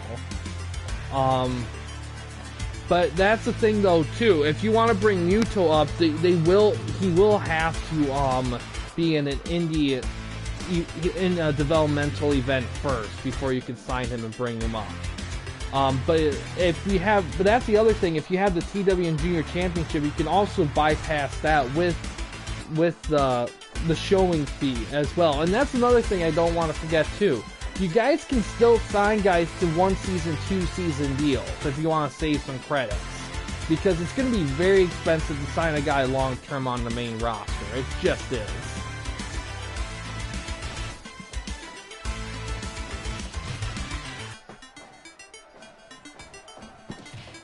However,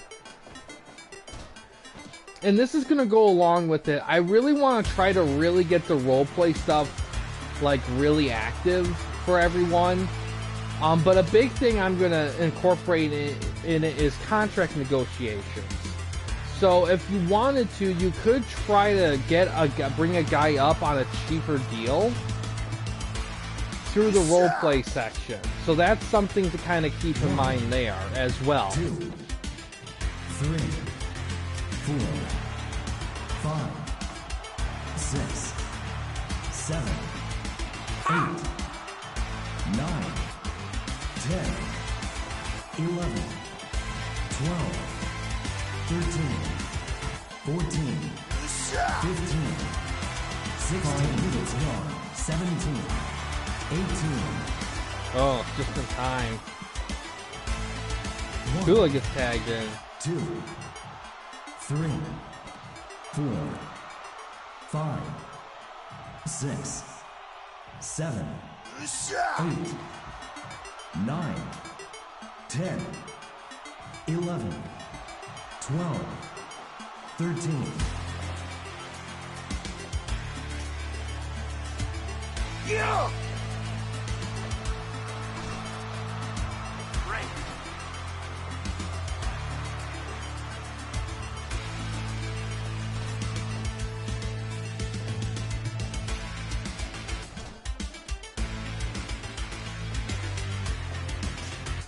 I'm not strike trading between the competitors.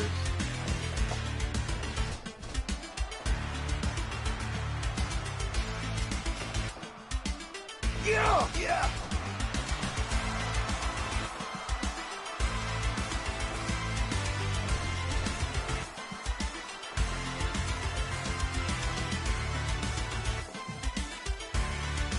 Charging up. Hip press. Oh, a rock bottom.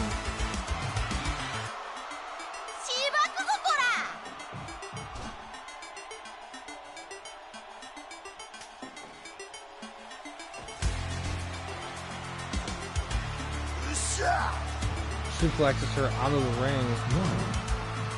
1, 2, Oh, double axe handle. 3, 4, 5, Ooh. 6, 7, 8. Dude, they're not Angel's actually a former TWN champion. She was one of the early title winners. 14. of that 15. belt. 10 minutes. 16.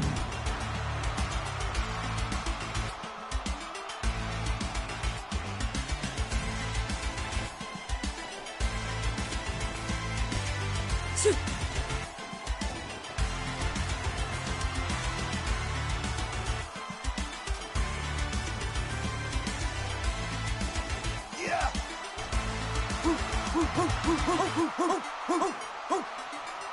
Give up? Give up?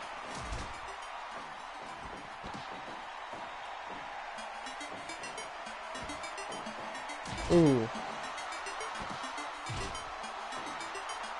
Usha! Yes, the wolves.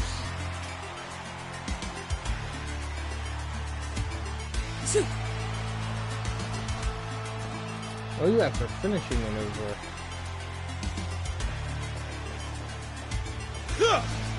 Does the war slam. Goes for a cover. 1, 2, Broken up there. 1. Hulu tries again and only gets one. Moonsault. Okay, it's not in the manual, it's in the credits store. 1, 2.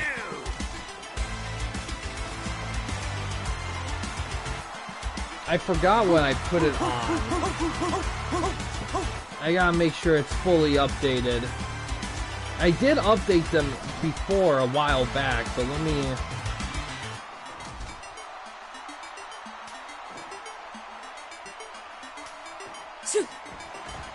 Yeah, it's in Promotion Advantage.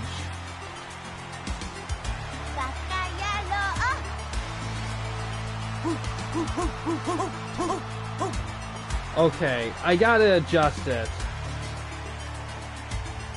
Okay,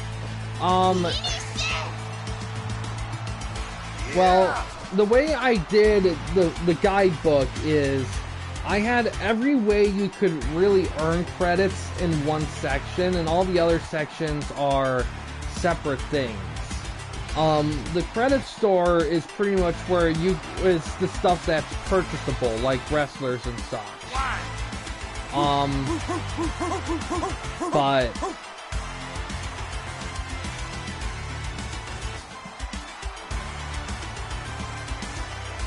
But yeah, I gotta adjust it.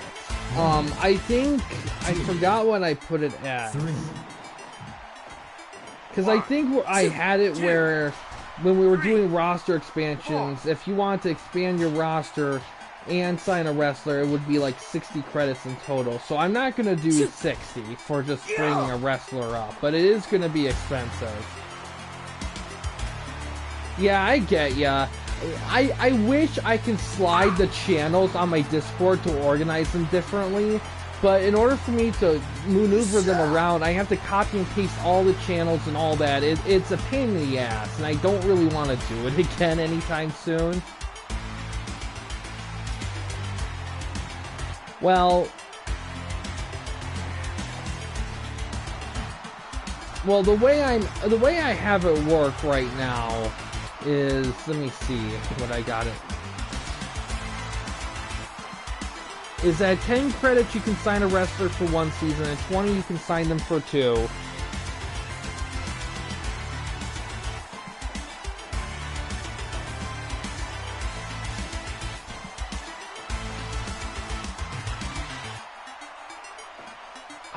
Ooh, I'll have to look into that, because I would really like to be able to do that. But yeah, but there's not...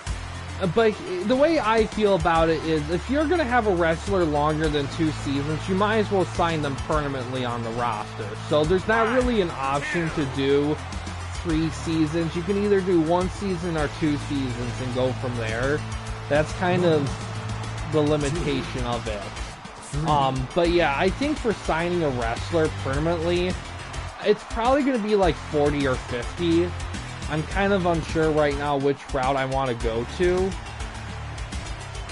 But, oh, got her to tag, champs retain. I'm probably going to do 40 because if you're going to negotiate and you fail negotiating, I kind of want there room for the contract to go up without being too extreme. Because if I have it at 50 and the contract goes up, that could be kind of crazy numbers. So I don't really want to go probably 50. So it's probably going to be 40. Well, here's the thing. For now on, it's you can easily lose as you gain credits. You can gain a lot of credits. You just got to do stuff. That's the biggest thing. Like, if you want to spend a lot, you got to do a lot. That's going to be the biggest thing going forward with it. Alright, tension there.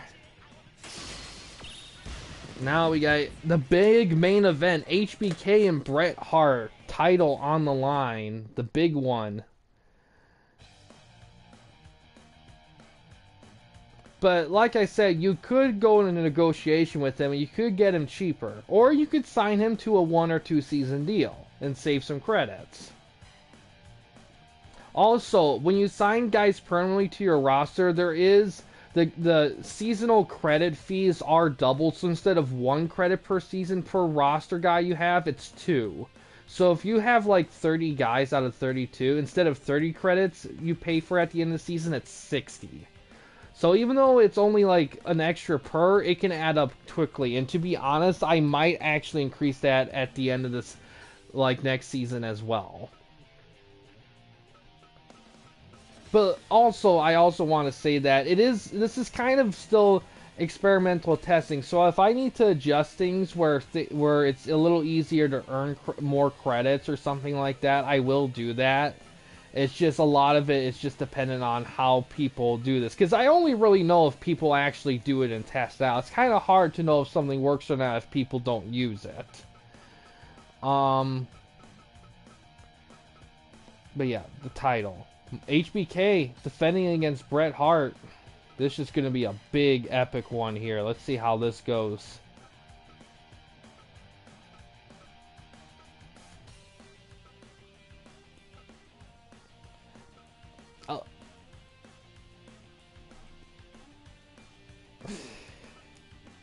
Well,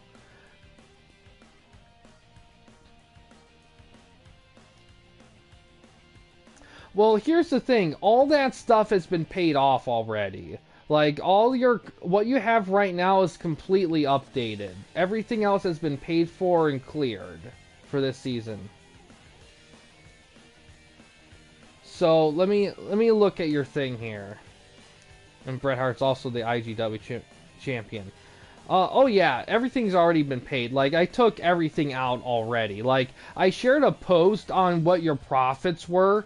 That's after, like, everything has been paid off in your negative stuff from last season. What's there now is basically the roster, the roster fees you're gonna have to pay for next season. So if you have, like I said, if you got like 30 guys, and you see 60 credits and costs, that's just from the roster stuff. That's like the bare number you have right now, unless you send guys down.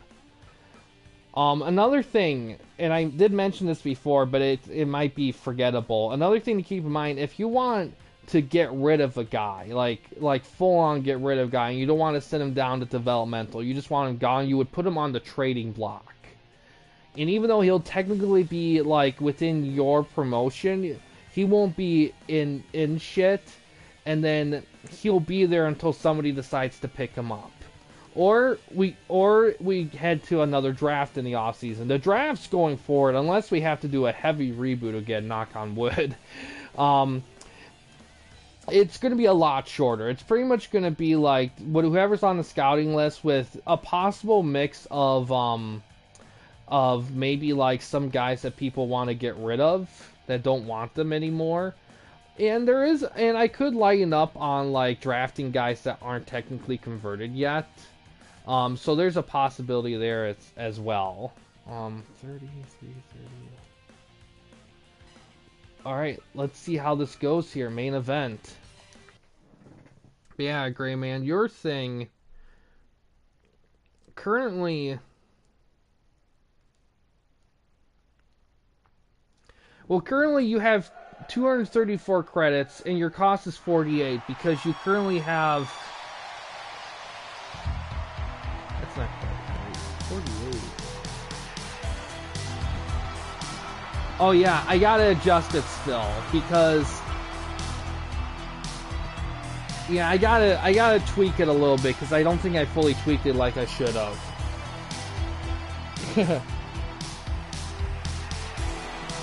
Oh yeah, you can put booking stuff going forward. I haven't finished converting wrestlers yet. I forgot, how many wrestlers do you need to bring in free? Because I wasn't sure. I gotta look at what you have for your default 16-person roster again, because my memory is fuzzy on that.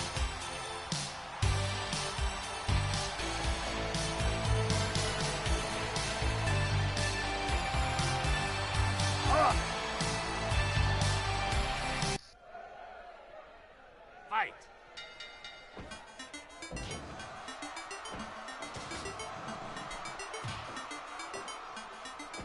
Okay, so there's a few. Okay, it's probably about half-ish, roughly, is what it's looking like. Main event here, Bret Hart challenging HBK for the TWN Championship. Hi, Fear, how you doing? Just in time for the main event here. We were just talking, this whole stream, we've been talking about the stuff going to be happening next season.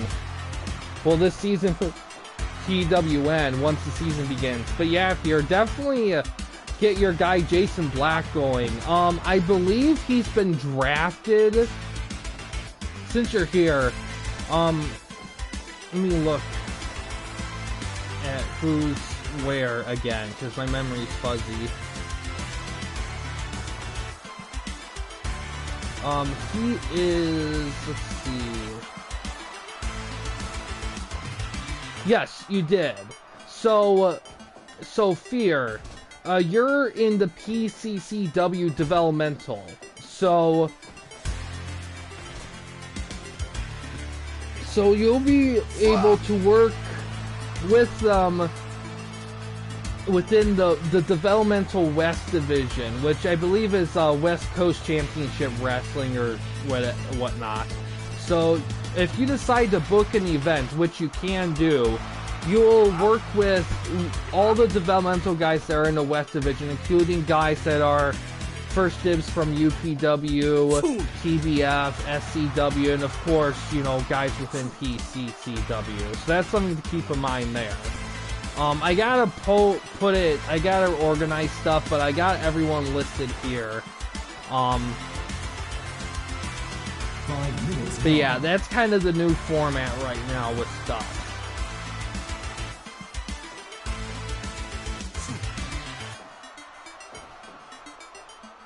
Yeah, Gunther's in developmental. Pretty much though. He used to be. You know what? There's a lot of guys that I love as wrestlers, but I just could not figure out what to do with them. Like Andre, I had Andre the Giant, and I love Andre the Giant, but I didn't know what to do with him. So I kind of had to cut guys because I just didn't know, like, how I would book them. Because even though I love Andre, I don't know how to book him with the roster I had. Yes, really, if you're gonna earn credits, you're definitely gonna want to make some events happen. You can, like, and the thing is, you'll have to talk to Gray Man. Since he's running the promotion, you're in the developmental end, you'll definitely want to talk to him and see if you can get some stuff going with your guy. 1, 2, 3, 4, 5, 6, 7, 8, 9, 10, 11, 12, 13. 1, Big shot 2, there. 3, 4.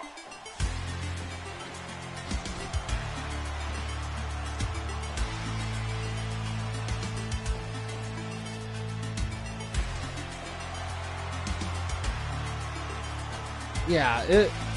Give up. Give up. Give up. Yeah, it'll be a good chance. The current belts you have to work with within that division. Oh, we got interference. CM Punk's coming down to help out Brett, and he's even wearing the purple stuff. Ooh. Looks like HBK's getting screwed now.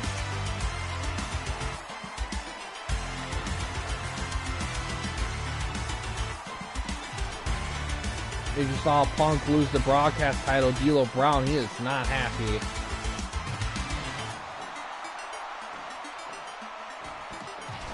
But the titles you'll have to work with within the West Division currently, it could change. But right now, you have, no worries, Fear, I get it. No worries on that. Reversal's a reversal, yes. But in terms of titles you'll have to work with the West, you have the New Gen Championship for singles. You also have the Jannetty Memorial Tag titles, Marty Jannetty. You'll also have another singles one, the Finger Poke Hardcore Championship. You'll also have the Euro Dance Party Championship. So you'll have some stuff to work with for going against. Ooh, elbow drop.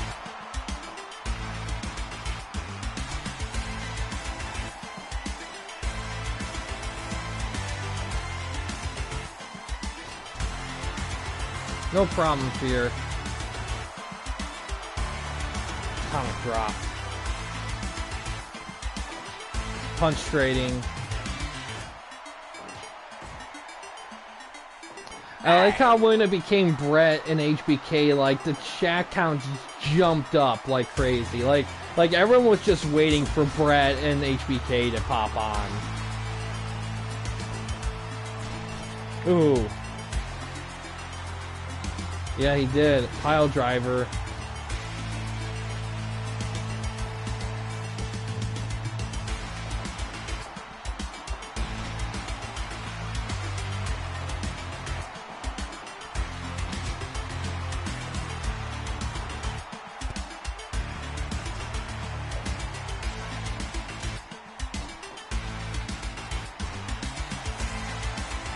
Oh, going on top. Ooh.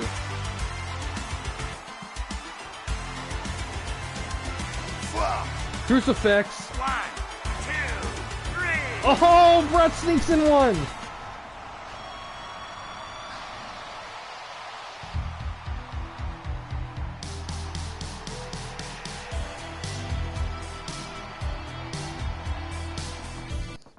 Wow.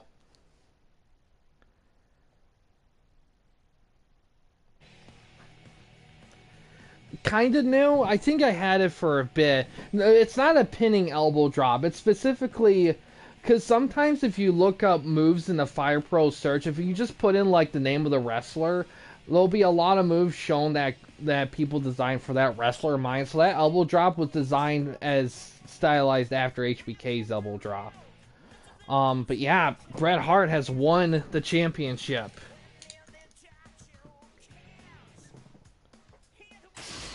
It was. I did some changes because in real life, a lot of times when Michaels hit the elbow drop, he went for a super quick kick or sweet chin music. And with what I was using, he wasn't doing that. So I kind of adjusted it so that I would reflect it more. I gotta do more work on him. So, yeah. Somewhat fair trade.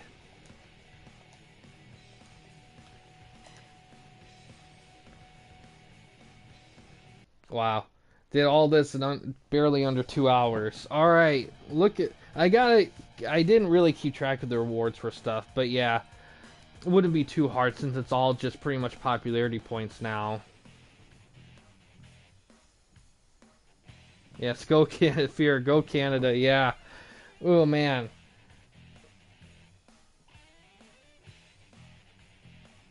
Dudley's, yeah. Alright, so before we... So, first I want to go over the streaming schedule here. Next TWN event, that's hard to say. Because I want to try to get the season going before we do the pay-per-view for April, but I don't want to promise anything, because I still got a decent amount of work ahead of me for wrestler conversion. So, that's something to keep in mind there.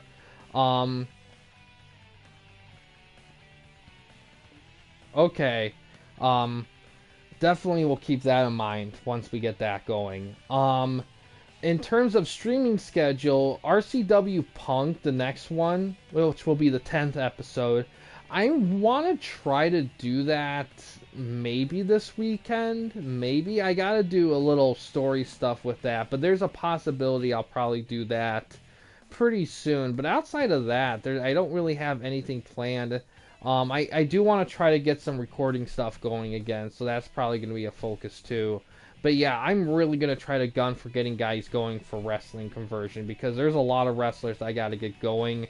I got to organize stuff in the game. I have to get the logos, the rings, and the music set for the new 3 promotions, and updates to other promotions as well. So there's a decent amount of work ahead. To be honest, this is a longer off season than what we typically do, because we revamped so much stuff this off season. So it's just taken, and plus 3 new promotions. So it's taking quite a bit longer than I typically do, but it is what it is with that. But hopefully I'm going to try to kind of keep up with it. My goal is to get enough done to start the season and then work on the extra stuff while it's going. Like, for example, like if I can get HWH and TBF done, and then we start the season, I can work on SWE along the way while the season's ongoing. I can probably do that. So that's going to probably be a big goal right there in a nutshell. But yeah, outside of all that, though, I'm going to be active in the Discord, but outside of all that, that's going to probably be the plan going forward here. So I don't know when. So unless we start the season within this month, there's a good chance that the next TWN stream will probably be in April, which is going to be still quite a bit of ways away. So I think I hope I can get it closer to that before then. And as well, there's a good chance there might be a Super Blood hockey stream like thrown in there just for shits and giggles. So it just depends on the flow of things. But yeah, outside of all that though, that's going to do it for this specific stream here, guys. Thanks for watching. In case you guys wanted to chat with anyone at the Campy Company, you didn't want to use the YouTube comment section, that's a good question. Right now, I don't want to do the shows during the off season, right in this off season. Now, in the future, I could probably be more flexible with that, but I got a lot of stuff going, but I got to manage a ton of stuff, so I don't, because I know when I stream this game, it makes it harder to do more in the game once I stream it, because I already did like an hour to 2 hours in the game. So afterward, where if I have like a bunch of guys there and I'm still in the game, there's just times where I'm just like, I need something else. So I'm going to try to keep my focus on the converting guys and try to not and don't want to overbook my streaming stuff, because I know you guys have guys you want like promoted up. So I probably will do the indie stuff when the season starts. So, but, or in other words, once I get TBF done, because once I get TBF completely done, then I would say we're pretty much ready to go, and I can work on SWE along the way. So that's probably going to be the planned jumping off point right there, and I can't say when that's going to be, because I'm very close to getting done with HWH. That's gonna be a big thing there. But yeah. So we'll just have to see how things go with that. Outside of all of that,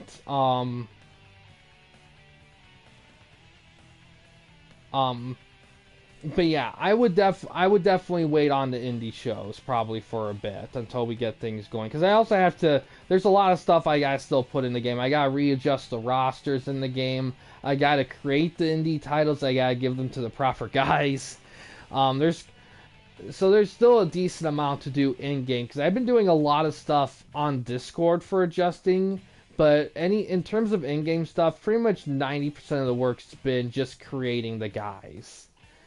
because unfortunately I was greedy and too greedy and ambitious for my own good, and I should have swallowed my I should have waited on progress, but I was daring, and it costed me, but it was worth it at the end because I'm almost done with all the guys, and we bring in fresh faces in. It's always good. But outside of all that, though, that's going to do it for the stream here, guys. Thanks for watching. In case you guys want to chat with anyone at the Camping Company, didn't want to use the YouTube comment section, we do have a couple options. First one is we have a Discord channel. You can find a link to that About page / About section of our channel. We also have a community tab in our channel as well. You can access that anywhere at any time. But yeah, guys, thanks for watching. Please subscribe and like the videos, and have a good day.